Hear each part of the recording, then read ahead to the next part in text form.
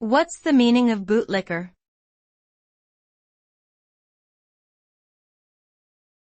Bootlicker.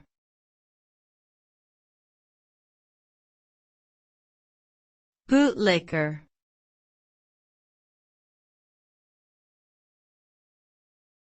Bootlicker.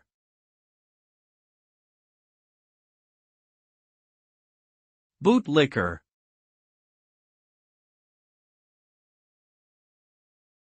The term bootlicker is generally used as an insult to describe someone who is overly subservient or obsequious, especially towards someone in a position of power or authority.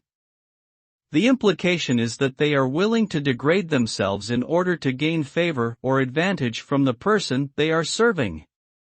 Describing someone as a bootlicker suggests that they lack independence and integrity, and are willing to compromise their principles in order to get ahead. Ultimately, being labeled a bootlicker is a negative judgment on one's character, suggesting that they are more interested in personal gain than in ethical behavior or genuine relationships.